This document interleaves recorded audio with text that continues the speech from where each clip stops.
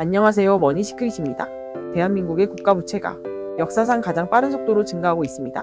이제는 S&P, 피치, 무디스 같은 세계 3대 신용평가사가 한국의 국가신용등급을 강등할 수 있다는 우려까지 나오고 있는데요. 국가와 가계 모두 빚의 늪에 빠지고 있다는 신호, 지금부터 살펴보겠습니다. 1.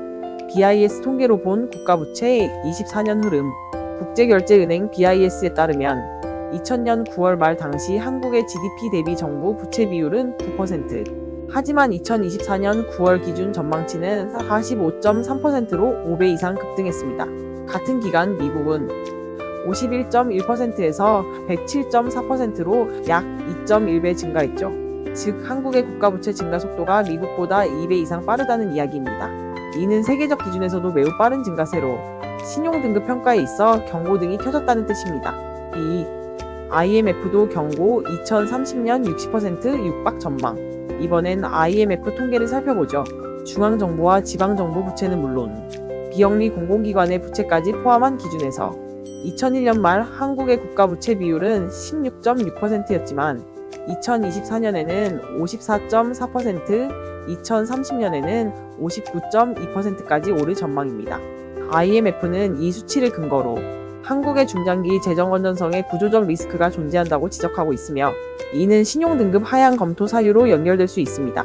반면 미국은 같은 기준에서 2001년 53.3%, 2024년 122.5%, 2030년 128.2%로 늘지만 기축통화국이라는 이유로 시장 신뢰가 여전히 높죠. 하지만 한국은 그렇지 않습니다. 3. 동시에 치솟는 가계부채. 국가뿐 아니라 가계의 부채도 사상 최대치를 기록 중입니다. 한국은행에 따르면 2024년 1분기 기준 가계신용 잔액은 1928조 7천억 원, 역대 최고치입니다.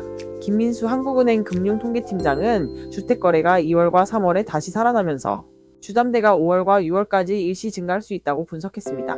다만 정부는 토지거래허가구역 재지정, 3단계 DSR 규제 등으로 하반기부터는 대출 증가세를 억제할 수 있을 것으로 기대하고 있습니다. 하지만 가계부채와 국가부채가 동시에 불어나는 구조는 한국 경제의 중장기적인 취약성으로 작용할 가능성이 큽니다. 4. 신용등급 왜 중요한가? 국가신용등급은 단순한 숫자가 아닙니다.